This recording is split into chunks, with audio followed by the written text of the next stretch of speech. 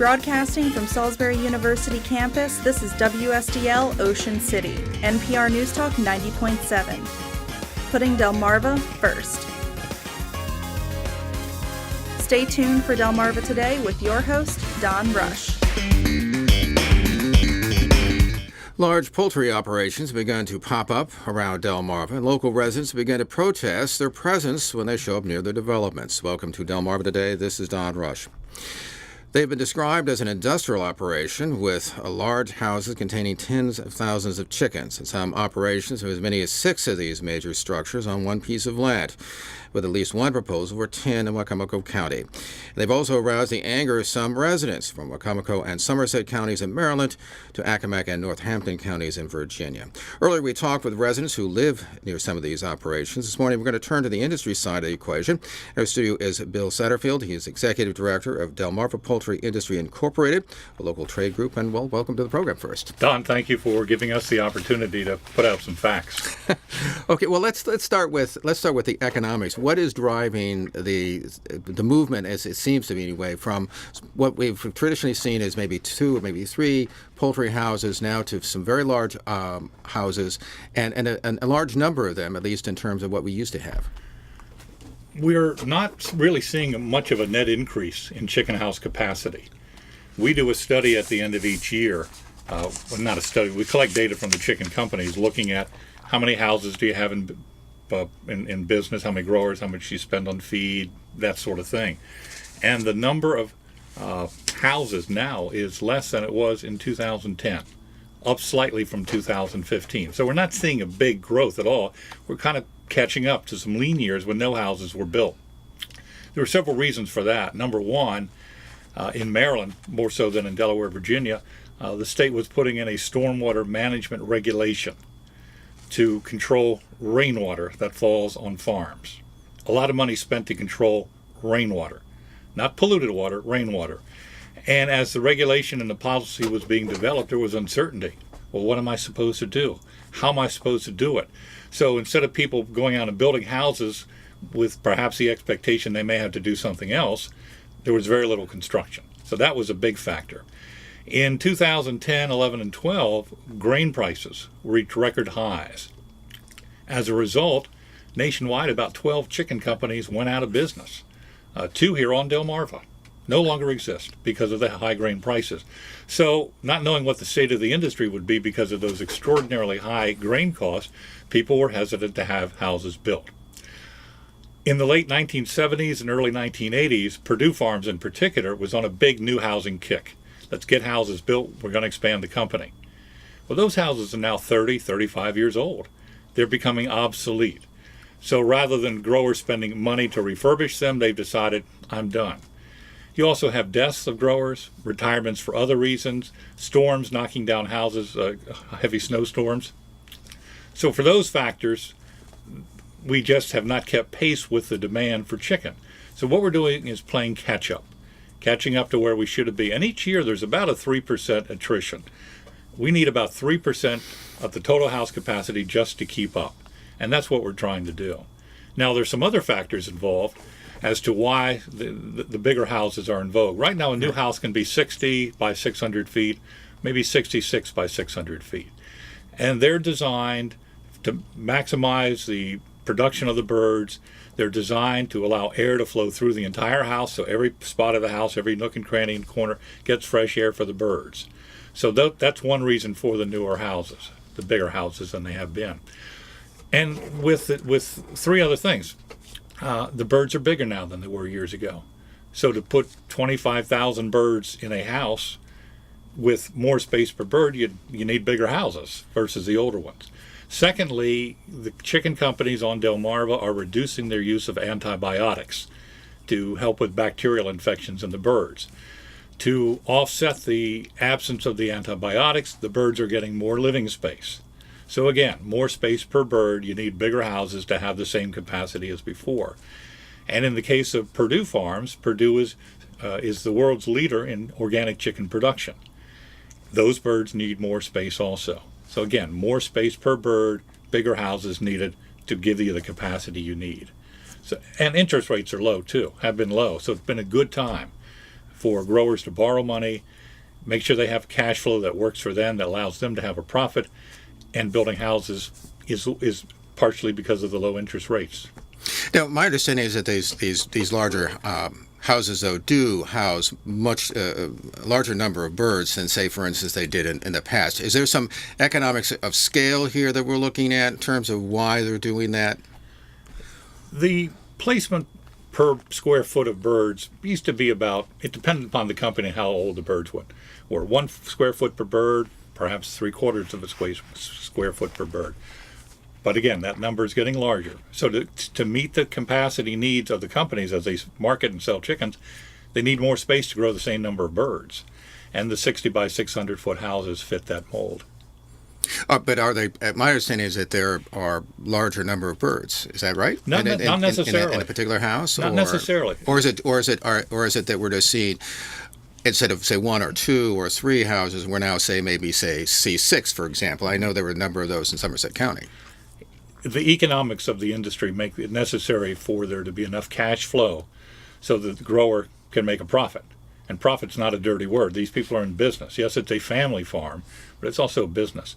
So to have enough cash coming in to pay the bills, the bankers and the lenders like Mid-Atlantic Farm Credit say you need 4, 5, or 6 houses to make it cash flow. Anything less, we might not be able to make a loan to you because we don't see how you're going to be able to pay us. So we've, over the last, maybe 6 months or so, we've seen a lot of pushback. We've seen, obviously, pushback from residents in Somerset County. I talked to some folks in Virginia, same thing. There's particularly getting new regulations in. We've obviously seen the same thing here in Wicomico County, and of course, the focal point here in Wicomico County has been the Naylor Mill proposal, which is now 10 chicken houses. I think the initial was supposed to be 13. Are you surprised that local residents who are not the traditional environmentalists, they're not the people who come from the Western Shore, that these are local people who vote in local elections and they say, hey, we've lived here for a very long period of time, and now suddenly there's this, what they view as a large operation right nearby? No, are you surprised at the pushback? I'm not surprised necessarily because these are new.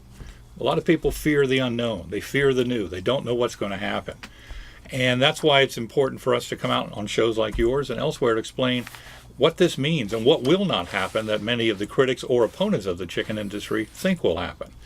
We've been working with the county councils or county commissions, whatever county it's in, for about 1.5 years, helping them as they craft new ordinances for setbacks from property lines, setbacks from adjoining dwellings on adjacent properties, buffers, etc. And we have been attending county council meetings, planning commission meetings, sharing information. Hopefully, what will come out of the counties will be acceptable to the chicken industry, and I think the counties will do it. And in Wicomico County in particular, the county is making a huge change in the zoning code related to the construction of chicken houses. Now, I'm going to mention Virginia. The first instance of us working was in Accomack County. And the Accomack County people, the planning commission, the staff, the supervisors, took their job seriously, listened to our concerns, listened to neighbor concerns, and came out in the early part of this year with what we think is a very workable regulation. Now, I know some of the critics of the chicken industry point to Northampton County, the southernmost county on the Delmarva Peninsula. Let's set the record straight on Northampton County.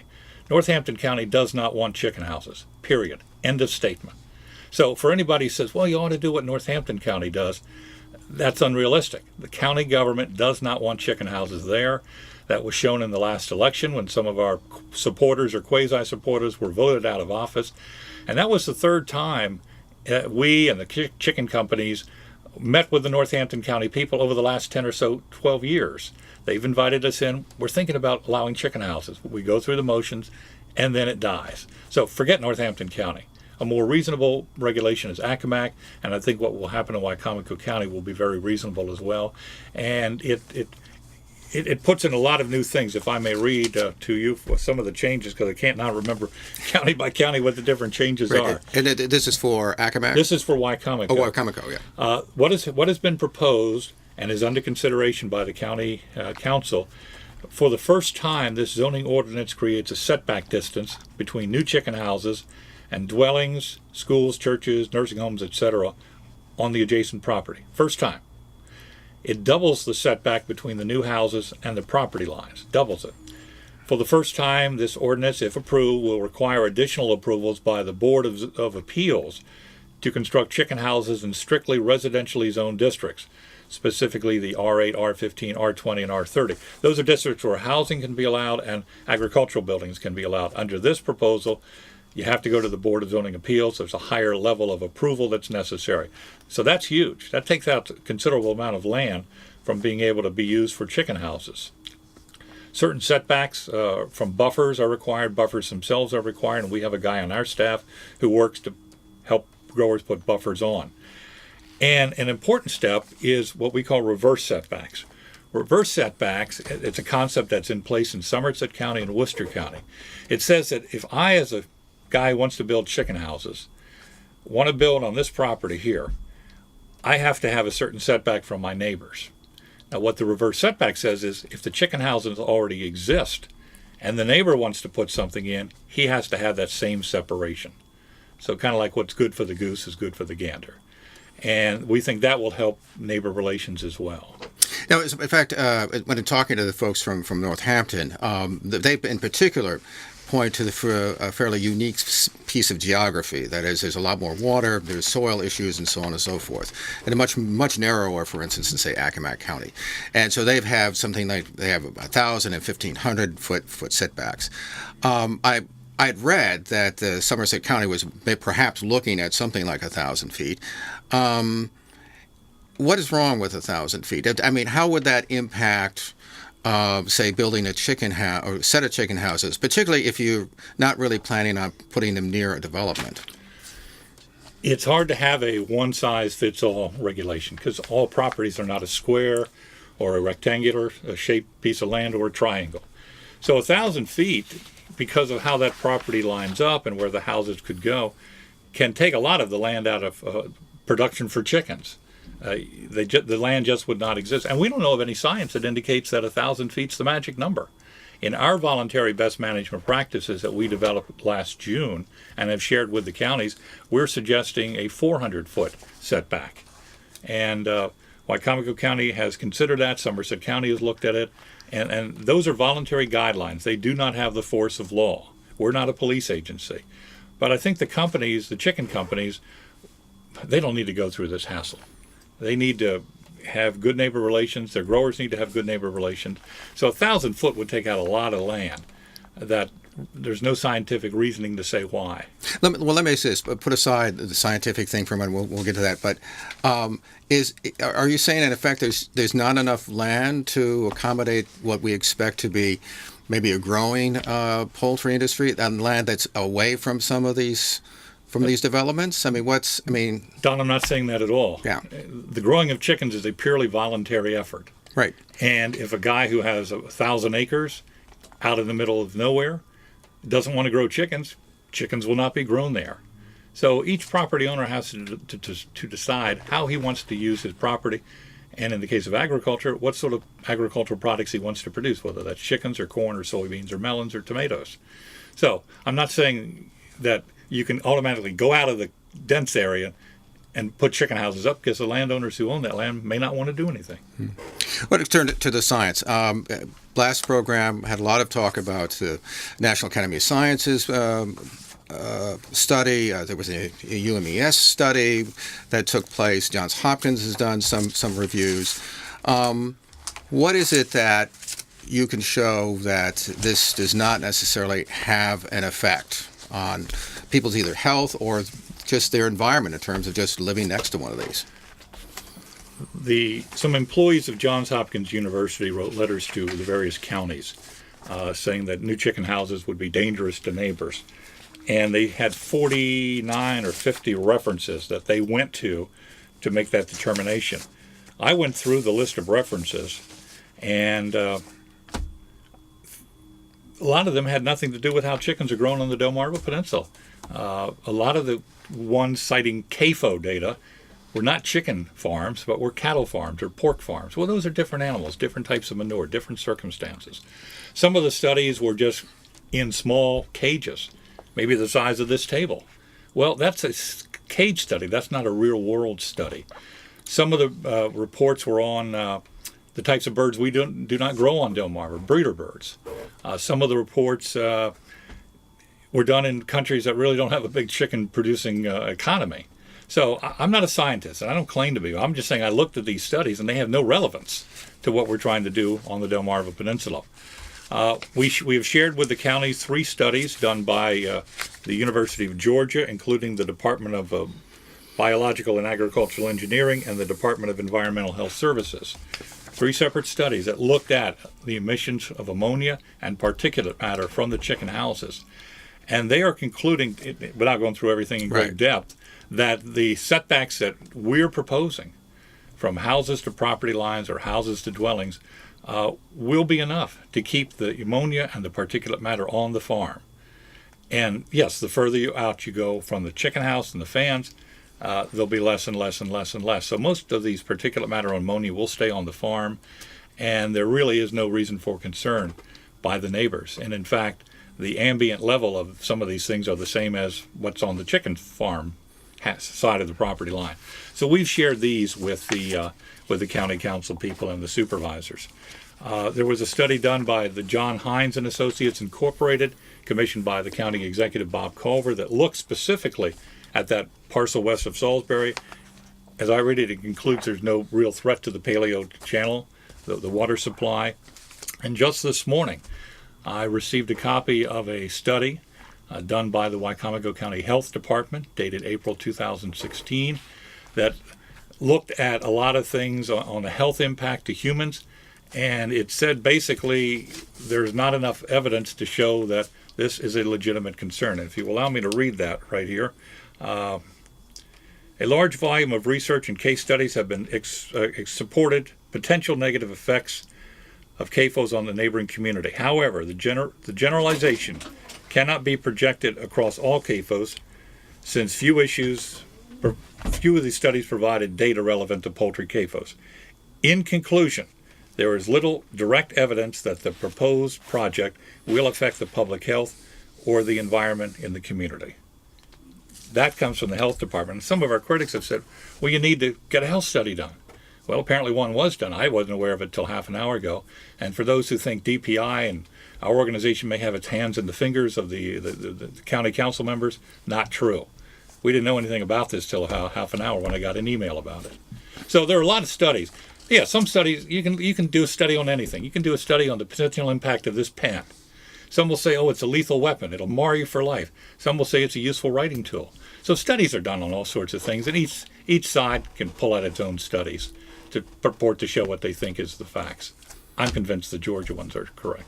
Okay, so brings me to, because I was down in the Somerset County talking to Lisa Inzarello. I'm sure you're familiar with her. She lives in the Backbone Road area. Lives right near one of these large areas. And this is what she told me about what it was like to live there and try to plan things that for her house out in the outdoors. And let's hear a little of that. There's no planning a party that you could have outside because you're not sure what you're going to wake up to in the wind here on the Eastern Shore. I mean, I am fortunate I get a north wind or a west wind, but at any time that it's clouded over or that it's still out, the smell is in full force. So I'm living the bad nightmare of what happened, and so are the residents over in Wildwood. So what do you say to somebody who's having this experience? And when I was talking to her, there was somebody who actually has a pool, I guess, near one of these things. They find material in their pool. I mean, this is, we've been talking about studies and, deciding whether or not there's a particular matter or not particular matter. I mean, I went through some of the studies, and you've got lots of little notations and symbols and so on. But here's somebody who's living near this. And I might add, by the way, that apparently Lisa had participated in growing chickens. It's not something that's outside of her realm, that she's lived here.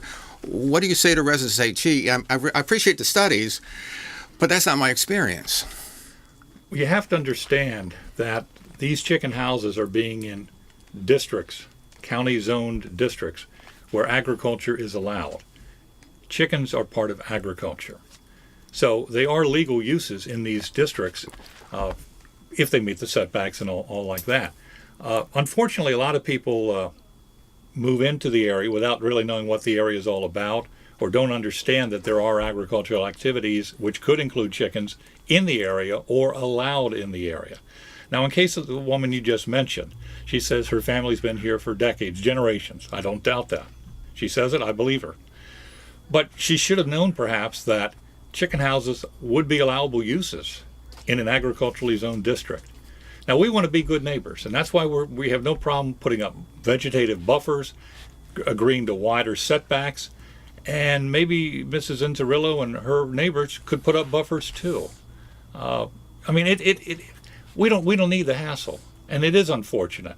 But if you move next to a railroad track, you got to expect trains to go by once in a while and make some noise. I think that the issue, and particularly as I looked at this, is that when she moved into there, we were talking about small chicken, right? Small operations, maybe 3, so on. There's been a serious change, it seems to me, in terms of the chicken industry, in terms of the large houses. Not only are they larger, but then you have like maybe 5 or 6 of them.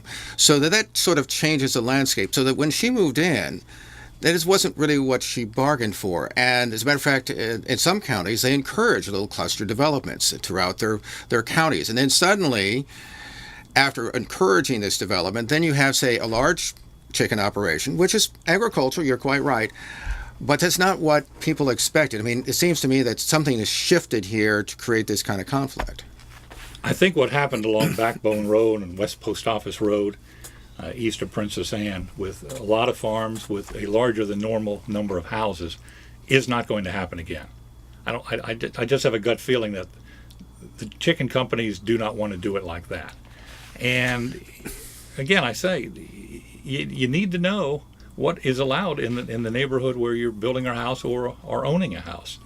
And I know in Wicomico County, when you get your tax bill on the back, there's a notice that you could be in an agricultural area and you need to be aware of certain things that could occur. And I think when there are residential sales contracts for lots for houses, among the papers, the big pile of papers that people sign, there's one acknowledging that you could be in an agricultural area and there could be certain smells, noises, traffic patterns that you might find disturbing, but they're normal agricultural practices. I mean, let me stop and say, because I appreciate that, but it just seems like it's a rather cold argument. That yes, you should have known, and in some ways they probably didn't know because the agriculture industry has changed. But it just seems like, say, well, but you should have known better. That just seems like it doesn't connect. It's just like a cold shoulder to a resident. You know what I'm saying here? Yeah, I do. But I don't know how to answer that because again, these are property owners who have a legal right to put up agricultural buildings in case of chicken house. And if he or she is denied the use of his property for that, then his property value goes down. And that's why we came up with the best management practices, to increase the setbacks, to increase the separations, to put in the buffers.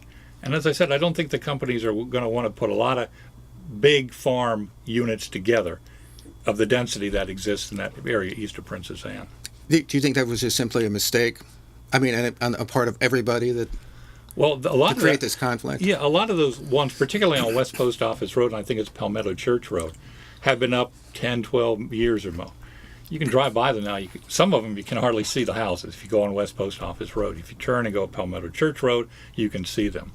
And I think the companies have learned, the chicken companies have learned, that they want to have their growers be good neighbors. So it's been a learning experience. And I guess I get the feeling that what happened there is not going to be repeated in other areas. Now, so it turns my attention back to the proposal for Naylor Mill Road. I mean, we have a number of residents who I've talked to, and when they look at it, they obviously have very deep concerns, especially if they talk to the folks down at Backbone. And they're also concerned about the idea that perhaps this is going to, for instance, cut down on the value, certainly, of their home. I mean, so here, there's a situation where you have a proposal, and I know you guys have not taken a position, okay, on the whether it should be there or not. But there's another situation where perhaps that was what should probably is not a good place to put it, because you have those homes. I mean, I drove around them, and you could, if they're covered by trees, but as you go past the property, you can see very expensive homes, maybe $200,000-$300,000 homes. Maybe that's something that needs to be relooked at. Maybe not, but I just appreciate your position on not taking a position on the piece of land itself. Maybe that's a tripwire. It says, well, okay, wait a minute, maybe it's not a good idea. Well, I drove by that property, and I think I know where the houses are going to be. It looked like it was in a pretty rural area to me, where there was a sign from what I saw. Now, maybe I didn't see the right tract of land. But again, I think the companies have learned that we need to be better neighbors. We need to respect the rights of the property owners without jeopardizing the rights of the people who want to grow chickens. And yes, it's an awkward situation. And we don't need to have the world mad at us. Enough people mad at the chicken industry. We don't need the neighbors and the folks in the local area being upset with what we're doing. But I don't think, Don, if I can kind of roll that answer in with another one. Sure. Well, as I said at the start of the show, we're seeing more houses being built to catch up with a lack of housing. I don't see this large number of chicken houses going up year after year after year because there are limits on how many chickens the processing plant can process. And you don't grow birds just to leave them in the house to grow bigger and bigger for no reason. So the capacity of the Delmarva Peninsula has to meet the marketing needs of the chicken companies. So I think we're seeing an extraordinary increase in chicken house construction that will not continue. We've been speaking with Bill Satterfield. He's Executive Director of Delmarva Poultry Industry Incorporated, a local trade group, talking about the issue of large chicken houses, a new development really in the chicken industry, and we appreciate you stopping by and chatting with us. Thank you very much for the opportunity. This has been Delmarva Today. I'm Don Rush. Thanks for listening. Thank you for watching Delmarva Today, a production of Delmarva Public Radio. Production and audio engineering by Chris Rank. Hosted by Don Rush. For podcasts, visit delmarvapublicradio.net or subscribe to the Delmarva Today podcast on iTunes. Delmarva Today can now be seen on PAC 14. For the Delmarva Today schedule, visit pac14.org or view the latest issue of the Daily Times.